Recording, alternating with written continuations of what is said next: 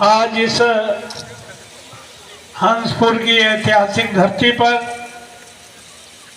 इस चुनावी चौपाल में हमारे इस कार्यक्रम के आयोजक संयोजक भाई पप्पू पाल जी, उनकी टीम के सभी साथीगण, इस कार्यक्रम में उपस्थित हमारे समाजवादी पार्टी के अनुसूचित जाति प्रकोष्ठ के जिलाध्यक्ष आदरणीय रंजन पासवान जी, इस कार्यक्रम में उपस्थित कांग्रेस से 2 बार घाटमपुर से चुनाव लड़ चुके आदरणीय नंदराम सोनकर जी, इस कार्यक्रम में उपस्थित हमारे विधानसभा के शानदार जिला विधानसभा अध्यक्ष आदरणीय संतोष यादव जी, आदरणीय महेश पाल जी, आदरणीय उमेश तिवारी जी, मन प्यारे वाल्मीकि जी, यहाँ पर उपस्थित सभी सम्मानित पिता तुल्य बुजुर्गों, नौजवान दोस्तों, हमारी मां शक्ति बच्चों, मैं सबसे पहले इस कार्यक्रम के आयोजक साथियों से देर से आने के लिए सार्वजनिक तौर पर माफी चाहता हूं। ये देरी किसी और कारण से नहीं, सुबह से 20-22 प्रोग्राम थे, मैं 5 बजे घर से निकला हूं। अभी 1-2 कार्यक्रम बाकी हैं, इसलिए आपके बीच में देर से आया हूं। मैं तो उन तमाम साथियों को आज इस मंच के माध्यम से बधाई देता हूं। ये तमाम वो साथी हैं 2009 में पहली बार ये क्षेत्र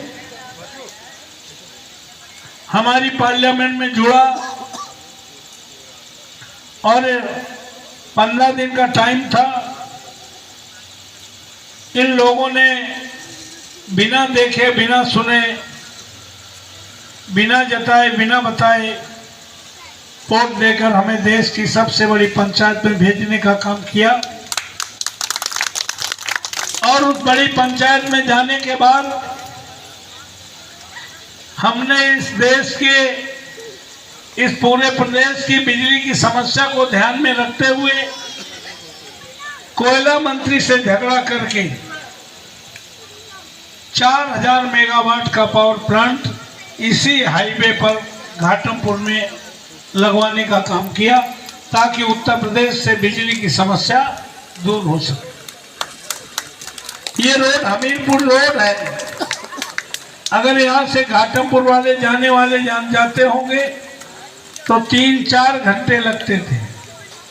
इसमें भी झगड़ा हुआ। रोड हमने बनवाया, पत्थर में नाम नहीं लिखा तो हमारे समर्थकों ने झगड़ा कर दिया।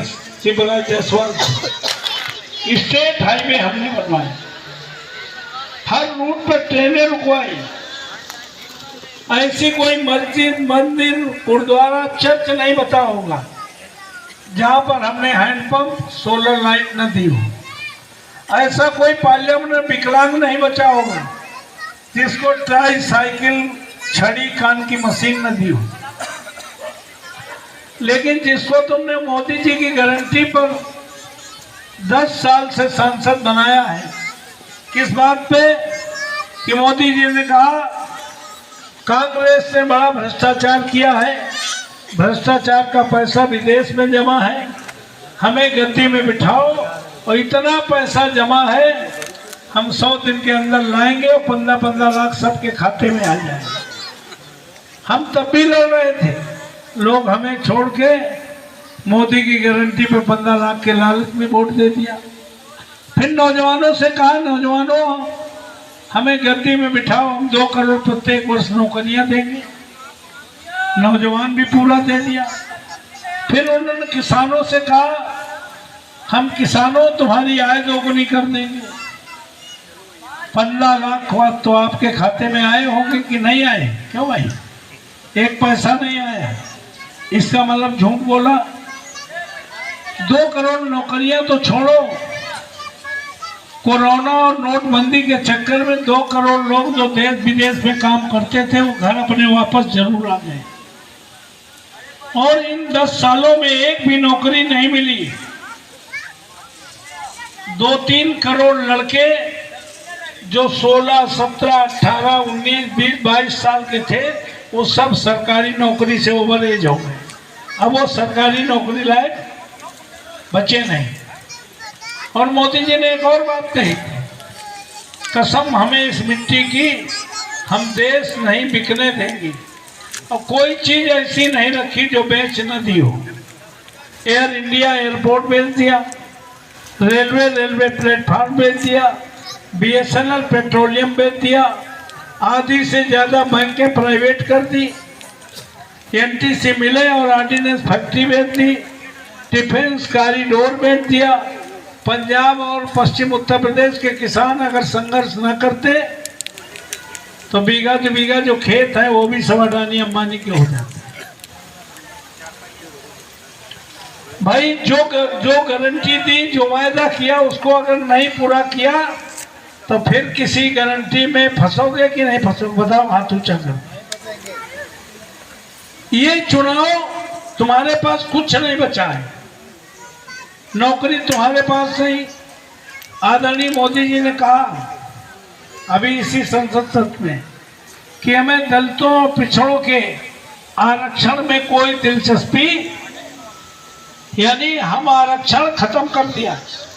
10 साल में कोई आरक्षित पद भरे नहीं गए और 343 IAS आउटसोर्सिंग से भर्ती कर लिए गए।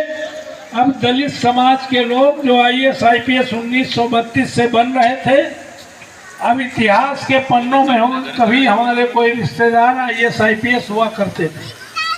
नौकरी है नहीं, महंगाई चरम सीमा पे है। इसलिए साथियों, तुम्हारे पास सिर्फ और सिर्फ, सुनो पप्पू, तुम्हारे पास अगर बचा है सिर्फ और सिर्फ कुछ, तो बाबा साहब का बनाया हुआ संविधान बचा नहीं है, आधा तो बदल दिया है। अब मोदी जी कहते हैं 400 पार, तो बाबा साहब का संविधान खत्म, मोदी का विधान शुरू। फिर कोई वोट नहीं होगा। अंतिम समय है इस तानाशाह को गद्दी से उतारने के लिए। ये चुनाव डरने का चुनाव नहीं है, ये चुनाव बंटने का चुनाव नहीं है, ये चुनाव नई गारंटी में फंसने का चुनाव नहीं है। दलित, पिछड़े, अकलियत, आदि आबादी, अगड़े समाज के वो लोग जिन्हें संविधान और लोकतंत्र पर विश्वास है, उन्हें सबको जात, दल, धर्म से उठकर इकट्ठे होकर के इस देश को बचाने के लिए, वह बाबा साहब अम्बेडकर के संविधान को बचाने के लिए, आने वाली पीढ़ी के भविष्य को बचाने के लिए एकजुट होकर के गर्मी की परवाह किए बिना 100% मतदान करके तानाशाह को गद्दी में उतारने का काम करेंगे। और इसे गद्दी में उतारने के लिए संघर्ष कौन कर रहा है? कौन इस सांप्रदायिक ताकतों से लड़ रहा है? कश्मीर से कन्याकुमारी तक भारत जोड़ो यात्रा करने वाले आदरणीय राहुल गांधी, और उत्तर प्रदेश ही प्रधानमंत्री की कुर्सी का रास्ता है। यहाँ सांप्रदायिक ताकतों को, तानाशाह को रोकने के लिए अगर किसी में ताकत है, हिम्मत है, कोई नेता है, तो उस पार्टी का नाम समाजवादी पार्टी है, उस नेता का नाम माननीय अखिलेश यादव है, दूसरा कोई नेता नहीं है। इंडिया गठबंधन के 2 नेता जिस दिन से गठबंधन किया है, आदरणीय मोदी जी का सिंहासन हिलना शुरू हो गया है। वो माननीय अखिलेश यादव खिलाफ CBI जांच शुरू करा दी, राहुल गांधी को पार्लियामेंट से बाहर का रास्ता दिखाने का काम कर दिया। साथियों, अब ये 2 नेता जो गठबंधन के हैं, केजरीवाल तो जेल में हैं, अब ये 2 नेता न डरने वाले हैं, न रुकने वाले हैं, न CBI, न ED, न IT। अब ये तानाशाह को गद्दी से उतारने से पहले कभी रुकने वाले नेता नहीं है। और इंडिया गठबंधन से मैं प्रत्याशी बनाया गया हूँ। चुनाव चिन्ह साइकिल है और नगर जो पार्लियामेंट है वहाँ कांग्रेस लड़ेगी गठबंधन से, वहाँ चुनाव चिन्ह पंजा है।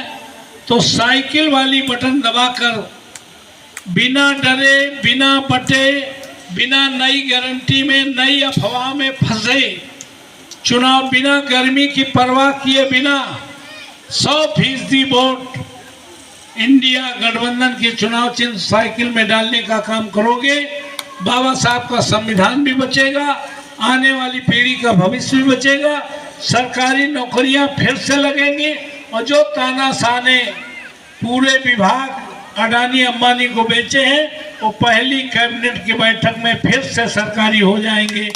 ऐसा आपको आश्वस्त करते हुए आने वाली 13 तारीख में अपने नाते रिश्तेदार को बताइए, सबको टेलीफोन करके, कि इस चुनाव में एक भी वोट इधर उधर नहीं करना। दलित, पिछड़े, अक़लियत, आदि आबादी और अगड़े समाज के लोग जात दल धर्म से उठकर बाबा साहब अम्बेडकर के संविधान को बचाने के लिए इंडिया गठबंधन चुनाव चिन्ह साइकिल पे वोट देने का काम करेंगे। आप सभी को बहुत बहुत आभार। जय भीम, जय भारत।